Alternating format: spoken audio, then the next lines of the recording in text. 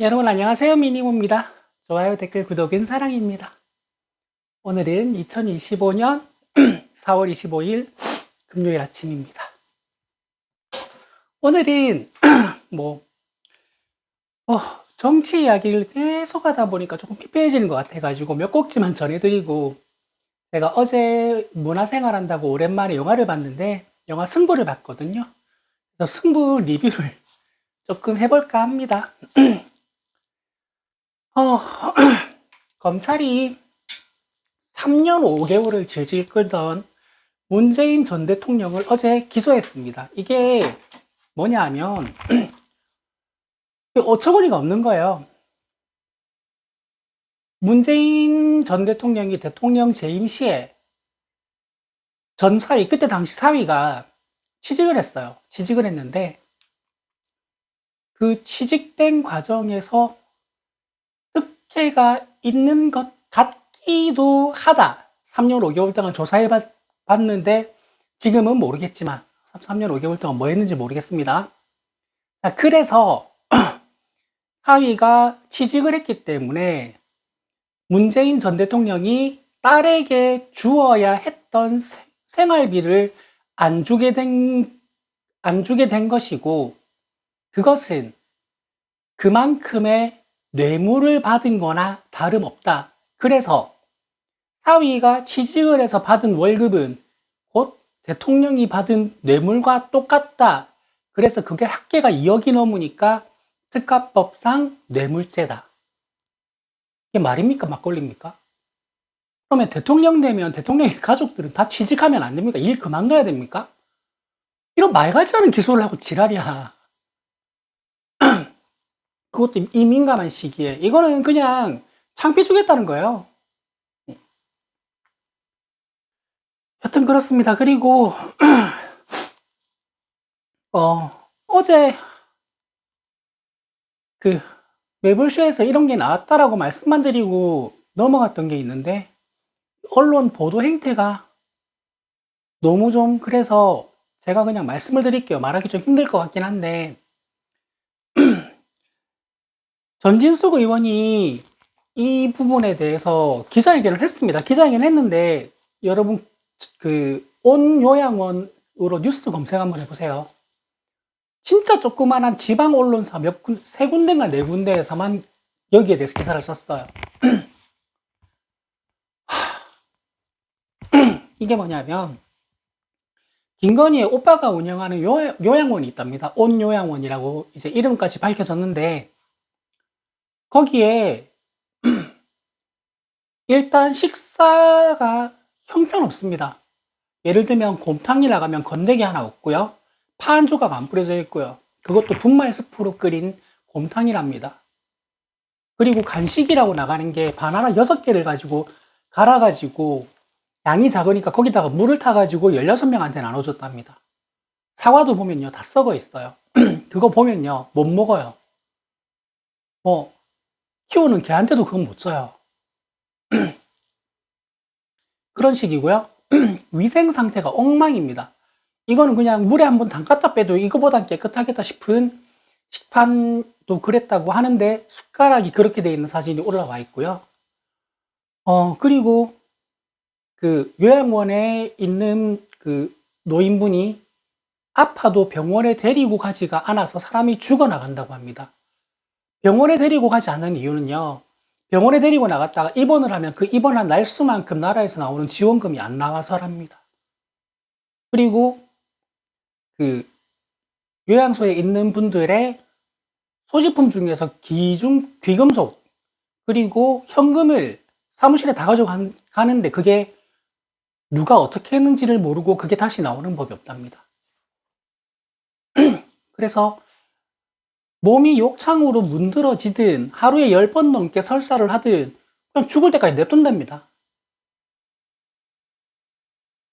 이게 복수의 제복으로 크로스 체크 된 거고요. 사진으로 다 촬영이 된 겁니다. 그래서 그저께 엊그제 이 보도가 나오고 난 다음에 어제 보호자 한 분이 어머니인지 아버지인지를 거기다가 이제 모셨나 봐요. 오한마 들고 난리 났답니다. 거기 쳐들어가가지고. 아, 그리고 이것도 있었어요. 한 번은 김치를 샀는데, 김치가 너무 맛있더랍니다. 그래서 너무 맛있으면, 거기 있는 환자들이 많이 먹을 거니까, 최은순이 거기다가 소금을 뿌렸답니다. 너무 짜가지고 조금밖에 못 먹게. 이게 인간들입니까? 대한뉴스에서 그랬던가요? 나는 그 표현이 딱 맞지 싶은데, 악마도 고개를 절레절레 하면서, 야, 너는 좀 그렇다 하면서 지나갈 것 같은, 그 와, 어떻게 이것들은 인간이 아니에요. 이거는 중대범죄입니다. 그리고 치매 환자는 가끔 묶을 필요가 있기 때문에 보호자의 허락을 구하고 몇 시부터 몇 시까지 묶었다고 기록을 하고 묶어야 되는데 그런 거 없답니다. 그냥 묶는답니다. 어떤 환자는 24시간 묶어 놓기도 했대요. 이거는 이거 빨리 이거 지금 문재인 전 대통령 기소할 시간에 이런 것들이나 기소하라고. 미친 검찰들아. 이 기사 때문에 마음이 좀 많이 안 좋았어요. 그리고 한독수는 아직 출마 선언은 안 하고 있지만 안철수만 한독수와의 단일화를 반대하고 있는 상황이고요. 나머지 국민의힘은 전부 다 나오면 단일화한다라고 공언들을 했습니다. 나올지 안 나올지는 잘 모르겠는데 모르겠어요. 마지막 정치 뉴스는요. 한독수가 어제 국회에서 시정연설을 했는데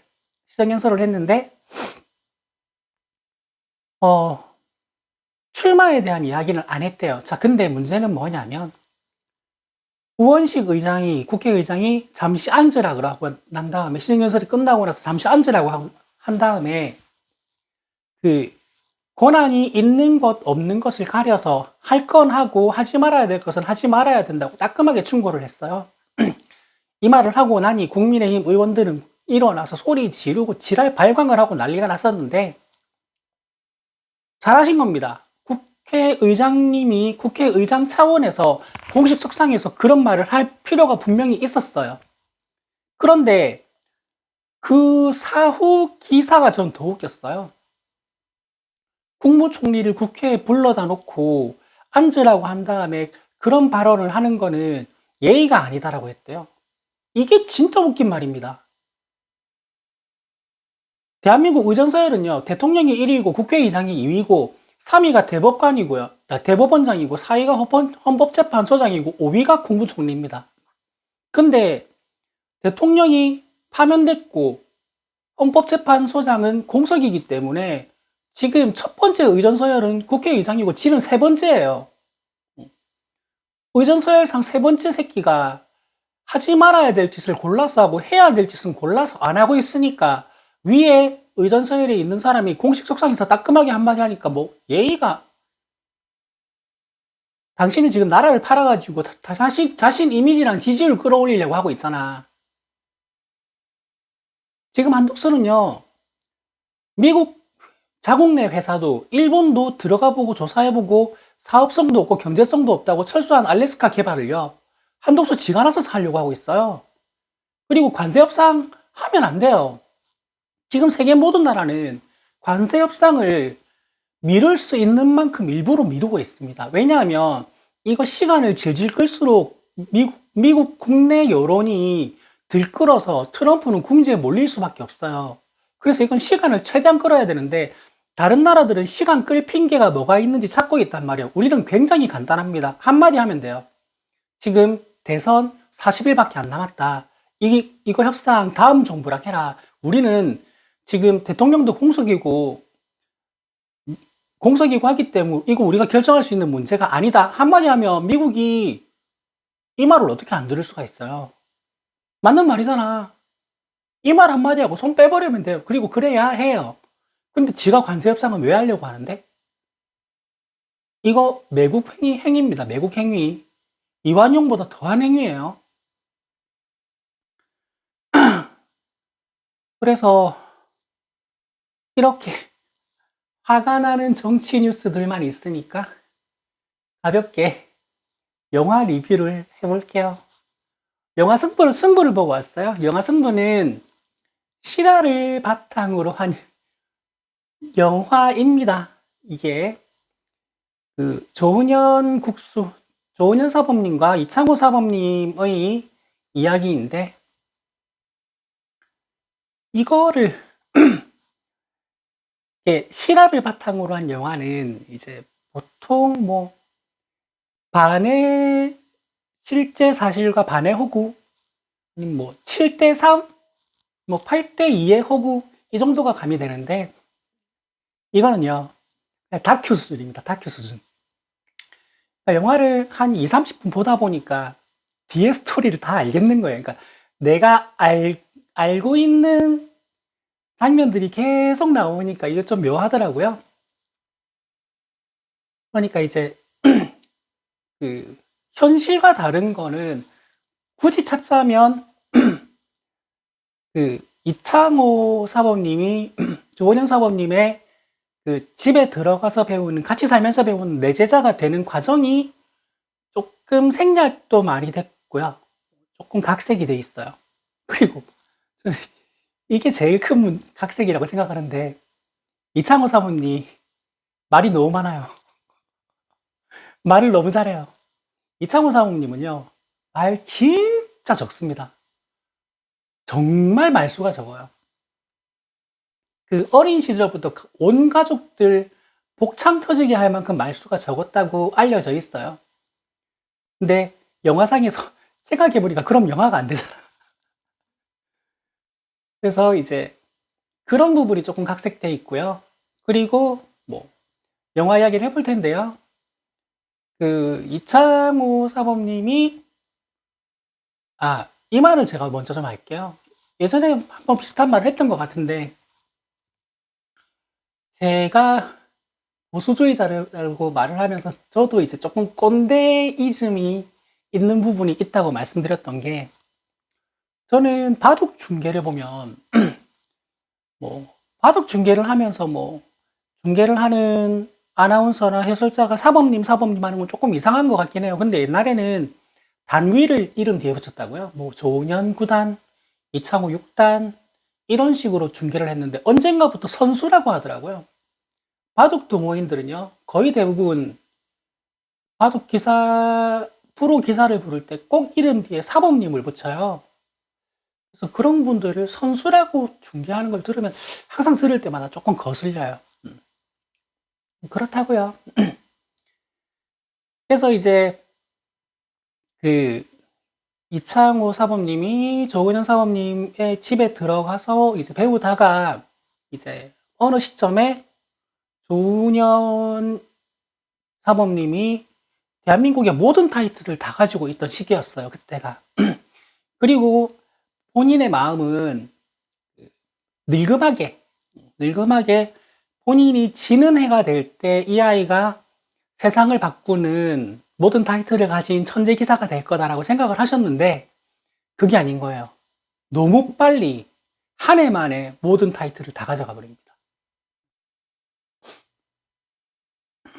그리고 이제 조은현이 저물었나 했는데, 그 뒤에 이제 난 이거 2탄이 나왔으면 좋겠어요. 그 뒤에 이창호 사범님, 유창혁 사범님, 조은현 사범님 3파전인 시절이 있거든요.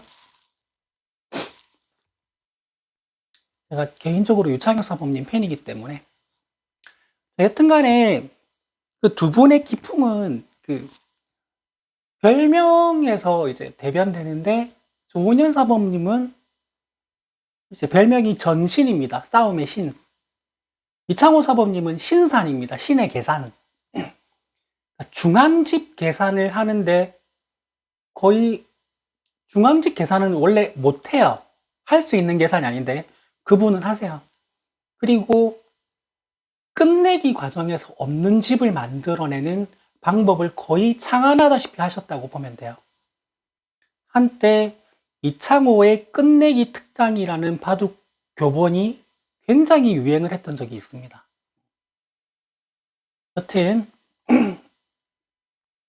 근데 이제 전신이라고 해도 이제 싸움, 전투를 잘 하시는 게 아니고, 조은현 사범님 같은 경우는 굉장히 발 빠른 바둑으로 유명합니다. 그러니까 여기 뒀다가 이쪽으로 가겠지가 아니고 그 두 타이밍, 세 타이밍 앞에 빠르게 움직이는 그런 바둑으로 유명하시고, 근데 거기에서 바둑을 평생 배운 제자는 굉장히 두텁고 굉장히 느리고 굉장히 단단한 바둑을 둬요. 그러니까 기풍이 두 분이 반대라고 생각을 하시면 됩니다. 근데 저 이 영화를 봤을 때, 야, 이 디테일이 참 잘 살아있다라고 느낀 게, 흐릿한 기억에 옷이 전부 다 그때 당시에 옷하고 똑같은 걸 만들어가지고 입혀놨어요. 그리고 이창호 사범님은 지금은 할 줄 아시는지 모르겠는데, 신발끈을 못 묶는 거로 유명하세요. 그래서 신발끈 풀어진 거 묶어주는 깨알 디테일도 나오고요. 그리고 헤어스타일도 똑같이 해놨어요. 헤어스타일도 똑같이 해놓으니까 이게 눈까지만 이렇게 나오니까 거의 닮았더라고요. 조은현 사범님 역할로 이병헌 배우님, 이창호 사범님 역으로 유아인 배우님이 나오는데, 유아인 배우는 항상 눈을 반쯤만 뜨고 있어요. 이것도 이제 깨알 디테일이죠. 그러니까 이 소품이나 그때 당시 입었던 옷을 그대로 입혀놓은 거나 헤어스타일이나 눈빛이나 이런 게 굉장히 연구를 많이 하신 것 같고요. 그리고 이제 또 하나 제가 알고 있던 사실하고 다른 게 뭐냐면, 이창호 사범님이 조은현 사범님의 마지막 타이틀을 뺏어간 날인지 그 다음 날인지 이제 그 집에서 나오게 되는 걸로 알고 있는데,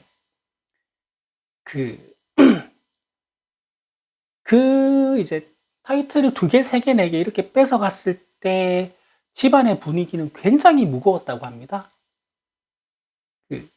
조은현 사범님의 아내분은요, 2층 자기 방에서 밤에 방 안에서 바둑돌 놓는 소리를 들을 때마다 가슴이 무너져 내렸다고 전해지거든요. 남편의 타이틀을 가져가기 위해서 연구하는 소리도 들렸대요. 그래서 나올 때는 사이가 썩 좋지 않았다라고 알려져 있는데, 영화에서는 그냥 자기 친아들 같은 아이를 내보내는 것처럼 애틋하게 나옵니다. 이것도 이제 실제 사실이랑 조금 다른 거고, 나머지는 그냥 바둑 동호인이면 누구나 아는 내용이 나와요. 그런 게 조금 묘하더라고요. 그러니까 스토리를 다 알고, 그러니까 처음 보는 영화인데 내가 스토리를 다 아는 영화야. 그런 거를 보는 이런 독특한 경험이었어요. 승부를 보는 내내. 그리고 이제 이거를 바둑을 모르는 사람도, 혹은 조은현 사범님, 이창호 사범님을 모르는 사람도 이 영화가 재미있을까라는 궁금증도 좀 들긴 하네요. 여튼 그랬습니다. 오랜만에 영화를 봤는데 그 영화를 보는 경험이 굉장히 특이한 경험이고 처음 겪는 경험이었기 때문에 영화 리뷰를 한번 해봤습니다. 승부 2탄 해가지고 유창혁 사범님도 나왔으면 좋겠는데, 이 유창혁 사범님 같은 경우는 굉장히 안 좋은 일을 겪어서 사별을 합니다. 사별을 하고 슬럼프에 확 빠졌는데 결국 평생 그 슬럼프를 극복을 못 하셨어요. 근데 저는 그 시기를 맞지 않았다면 2000년 이후 바둑 트렌드에서는 진짜 굉장히 강자로 기사 생활을 이어나갈 수 있지 않았겠나 했는데 안타깝습니다. 그 영화에도 나오는데 바둑을 8시간, 10시간을 뒀었거든요, 옛날에는. 근데 유창혁 사범님 같은 경우는 굉장한 속기파로 유명했습니다. 엄청 빨리 둬요. 시간을 정말 적게 씁니다. 근데 최신 트렌드가 속기바둑이에요. 길게 안 둬요. 각자 시간 3시간씩 있는 기전은 굉장히 드뭅니다, 이제는. 일본에는 1박 2일 두는 것도 있긴 있는데, 요즘은 그 인터넷으로 두기도 하고요. 그러니까 마주 앉아서 두는 경우 두지 않는 대회도 많아요. 그래서 인터넷에서 두는 거를 TV에서 해설을 하는 겁니다. 그런 기전도 있어요. 그래서 이렇게 속기가 유행인 시절에 황금기를 맞았다면 어땠을까라는 안타까움이 있습니다. 여튼 바둑 동호인으로서 승부 영화를 보고 묘한 기분을 느꼈기에 영화 리뷰를 한번 해봤습니다. 오늘은 여기까지 할게요. 오늘은 시간이 20분에 거의 맞춰진 것 같아요. 좋아요, 댓글, 구독은 사랑입니다. 여러분 안녕.